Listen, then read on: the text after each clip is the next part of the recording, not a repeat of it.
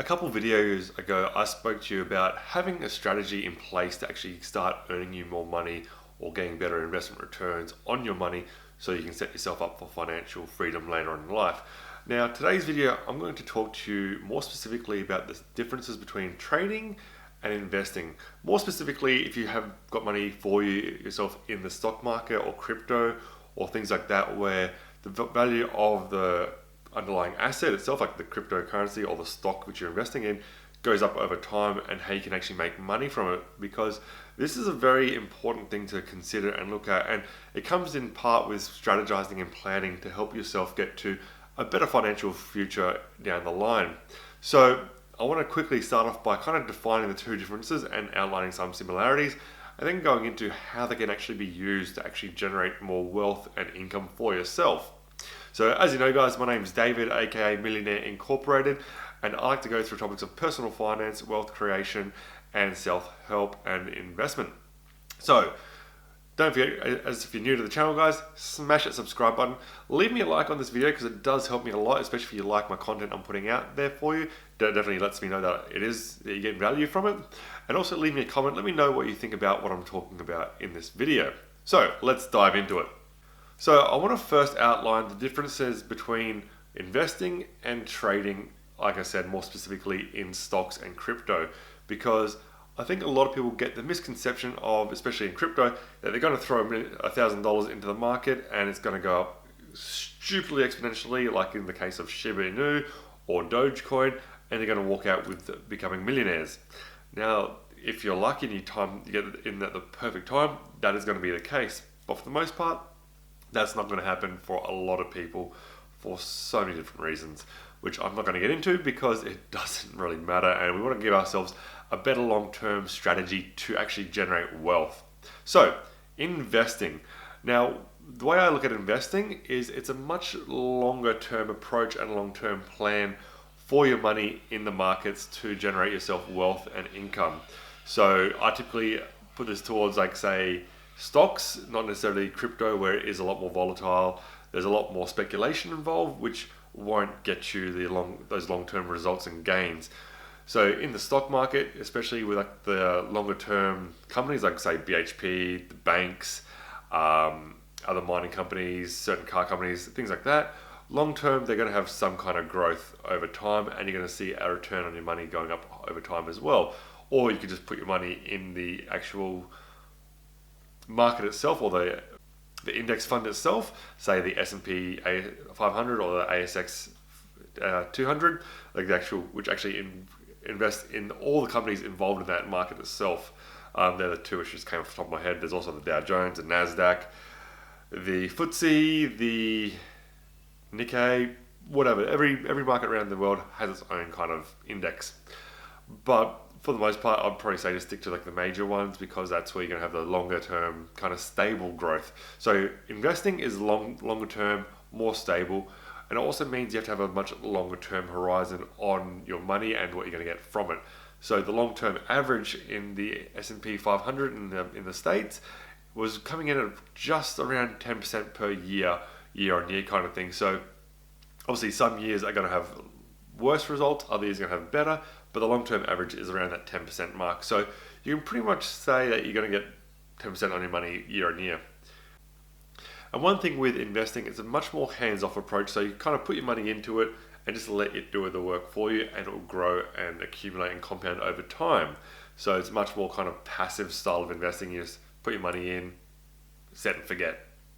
Now, trading. Now, unlike investing, which is a kind of more passive, hands-off approach to putting your money to work, trading is a very much more hands-on approach, where you're going to have to understand much more to do with the market, like actual macroeconomic movements, fluctuations, understand technical analysis, have some concept of fundamental analysis as well, and kind of have a much more involved approach to trying to make more money from the markets. So you're actually looking at, say, support or resistance lines, buying when it's low, selling when it's high. You also probably want to set kind of targets for yourself of what kind of return you want from your money on a certain period of time and things. So, or not necessarily a period of time, but when you actually invest in something. So say the stock market, for instance, or the crypto market, which is a lot more volatile, but you can actually get slightly larger returns on your money a bit more easily. So you might have a strategy where you buy low, sell high, but you're only taking about 10% return per trade and kind of compounding that over time. So it comes down 20%, you buy, ride it up 30, 40%, you sell, and kind of repeat that process over and over again to kind of compound and accumulate your wealth, so to speak. So that's actually something which I do with the crypto market myself. I actually go to invest in or trade crypto because it is a little bit more volatile. It's a bit easier to get those 2, 5, 10, 15, 20% returns on your money in a much smaller, more rapid time frame. Slightly more risk because it can move against you very, very quickly, and it means you have to have other strategies employed. So this is where strategizing and planning comes into play so that you can make sure you get the most out of your money down the line. So with crypto, so to speak, the way I look at it or the way I approach it is I tend to buy or trade things which will be here longer term. So obviously Bitcoin, Ethereum's ecosystem itself. So what actually makes Ethereum tick. So now we're kind of getting into more layer 2 solutions for Ethereum, because there are inherent problems with Ethereum Classic itself, and we want to try, and people are coming up with ways to kind of work around that and then being adopted more regularly. So I kind of look at what will be here longer term, so layer 2 solutions such as Polygon, Flow, Illuvium, things like that. So not Flow, that's another, I think, layer 1 if I remember correctly, but another topic. Or other layer 1 solutions such as Polkadot, Solana, Cardano, things like that, where there might be use cases for it in the actual crypto environment, where you can actually put your money into it longer term. It should probably do something reasonable, so you can actually invest in those ones. But more so if you're trading, if it kind of goes against you, the trade, you can actually ride it out, stake it, and actually it will come back over time to where you actually entered, and you can actually get your money out or make a profit from it again.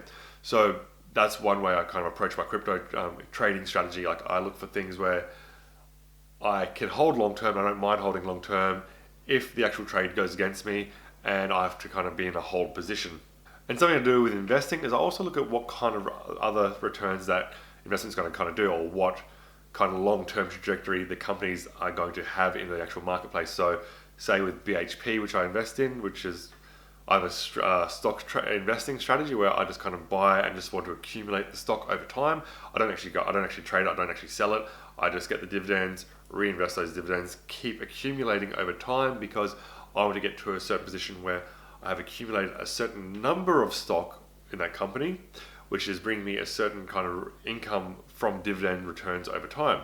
So you can see how there's different approaches to actually trading and investing, and how you can actually structure your financials to actually get the most out of your money from those kind of scenarios. Now, I have more money working for myself in investing because it's a much more hands-off approach, less risk, and compared to trading. But with trading, it can compound quite rapidly, and then I can actually take those profits from that, switch it over into my investing in stocks, and that goes up over time, brings me more money in more regularly without risk, and I don't actually have to kind of worry about losing, because like I said, I buy into things which will be here long term. Like I said, BHP, which I do invest in, it's the world's largest miner. So if something happens with that, we're probably going to be in a world of hurt globally. So I consider it relatively safe. Obviously, do your own research. This is not financial advice. This is just something how I approach it. There's a bit more behind my thought process with this. But I'm just giving you an outline or an idea of what goes through my mind and how I actually approach my investing and trading and things. So yeah, so trading, more rapid, more volatile, higher risk. So there's a greater risk of loss, as well as that. So with trading, I've actually got a trading course on my channel, so don't forget to go if you're interested in trading itself. You can learn the bare basics of trading to get an idea of what's involved and how you can actually start trading. If you do go to start trading, start with like as little money as possible. Don't put all your eggs in that basket, because you don't want to kind of lose all your money, or you don't want to impede yourself from having the earning potential down the line. So if you have putting more money into trading and you start losing over and over and over again, which can happen because emotions are involved. It's quite high levels of stress involved as well. If you're putting more money into that and you keep losing over time, you're not going to kind of generate that wealth for yourself. Whereas with a more passive approach of actually investing with the stocks and things, you will generate that wealth gradually over time and give yourself a better financial future. Whereas if you kind of just put a little bit of money into trading and you kind of compound that over time, you can kind of get better at the skill of trading itself. It is something that needs to be learned and takes a bit of time to actually learn itself because it isn't easy. You have to learn how to master yourself and look for opportunities in the market, understand where there's inflection points, pivot points, as a whole area of having to understand in trading. That if you don't, you can lose your money quite easily. And I'll also say stay away from leverage trading because if you're new to it, it's not a good idea. And you can actually lose a lot more than you actually put in. So don't do that. Again, not financial advice, just something I kind of consider and actually I approach. I try to take as little risk as possible or lower my risk to actually increase my returns. So I hope that's been very informative for you about the differences between trading and investing, and it can help you kind of start strategizing and planning for your own personal finance or wealth creation journey itself.